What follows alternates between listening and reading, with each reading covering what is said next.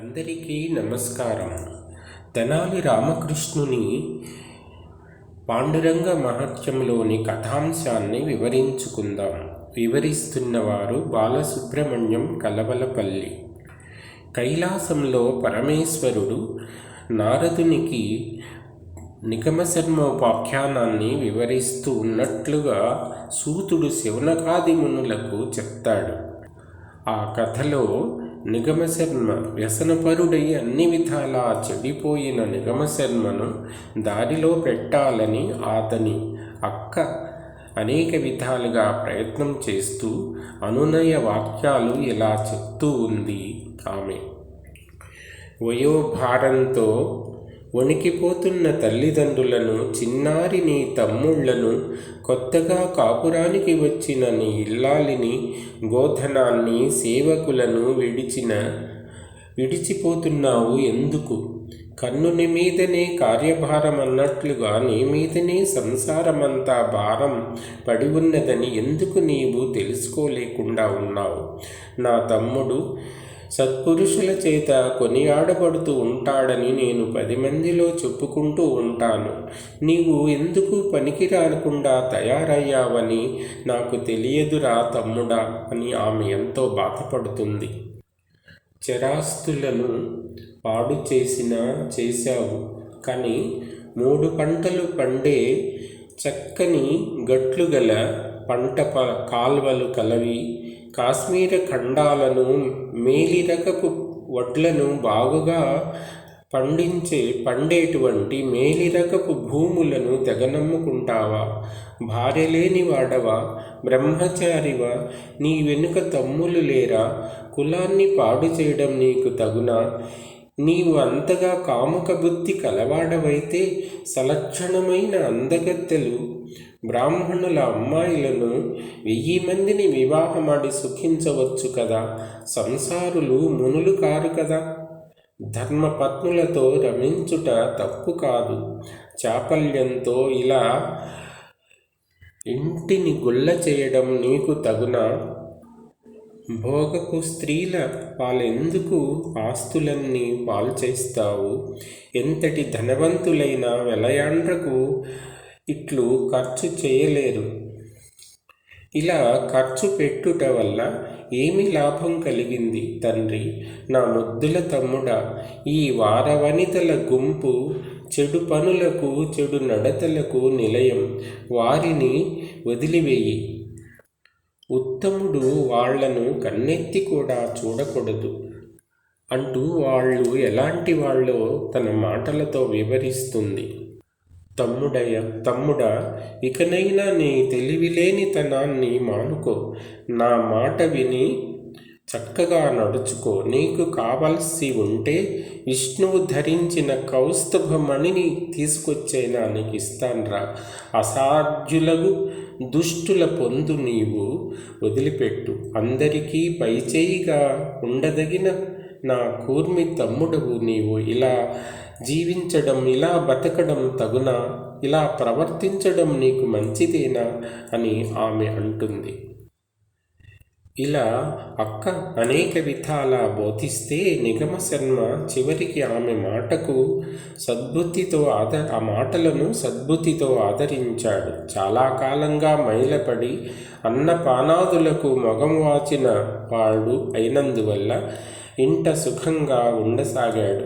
ప్రతిదినము దివాణానికి పోయి వస్తూ మూలపడిన చదువులను చదవడం మొదలుపెట్టాడు. వెనకటి స్నేహితులై ఎవరైనా కనిపిస్తే తల వంచుకొని తొలగిపోయేవాడు. ధర్మపత్నిని ఊరడిస్తున్నాడు. ప్రతిదినము పెద్దలను గౌరవిస్తున్నాడు. దేవపూజలు చేస్తున్నాడు. నైవేద్యం పెడుతున్నాడు. అపరాహ్న సమయంలో ఎవరైనా వస్తే వారిని ఆదరిస్తున్నాడు. గోగణాన్ని రక్షిస్తూ పైరు పంటలపై శ్రద్ధ వహించాడు. తండ్రి గుడ్డలను తానే ఉతికి ఆరవేస్తున్నాడు.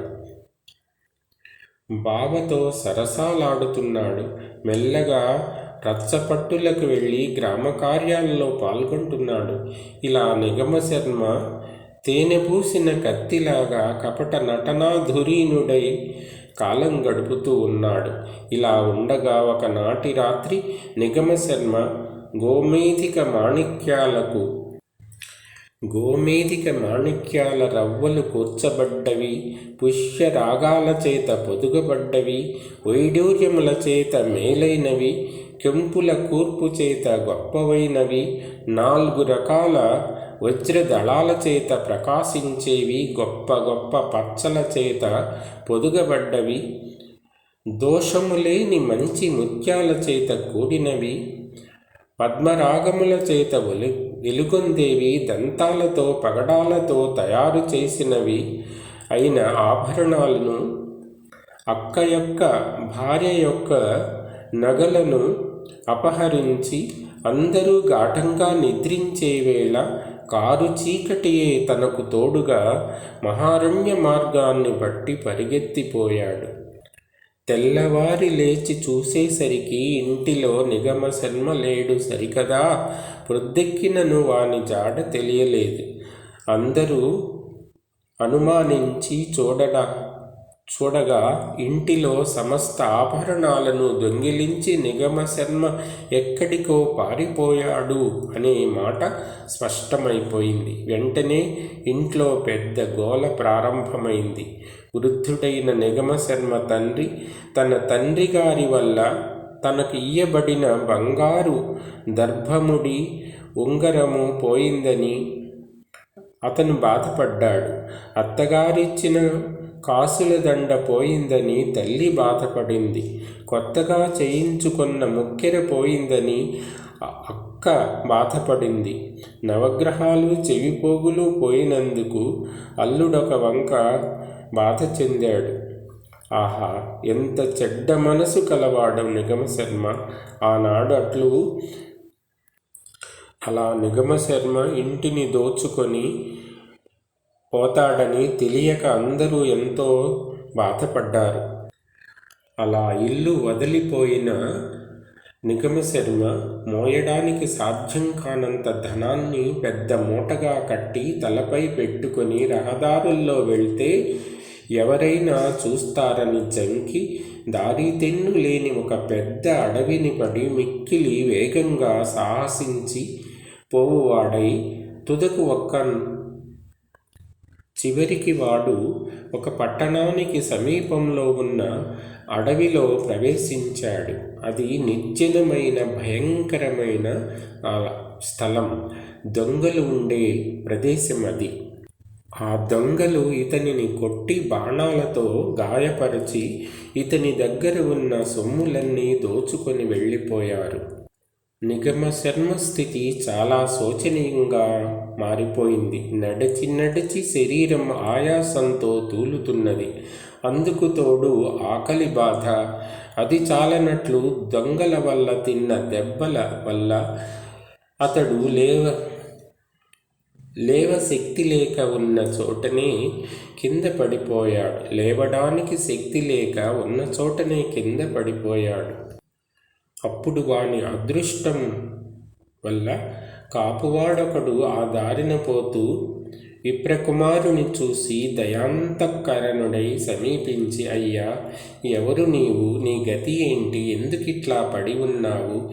ఈ గాయాలేంటి? అని ప్రశ్నించి నిగమశర్మ వల్ల జరిగిన సంగతి విని జాలిపడి, అయ్యా విప్రవర్య, కర్మ ఎంతటి వారికి అనుభవించక తప్పదు. జరిగిపోయిన దానికి విచారించక నా వెంట మా ఇంటికి రండి. మేము నీ విషయమై జాగ్రత్త తీసుకుంటామని నిగమశర్మను మెల్లగా తన ఇంటికి తీసుకొని వెళ్ళి అతని ఆపదను నివారించడానికి ప్రయత్నించాడు.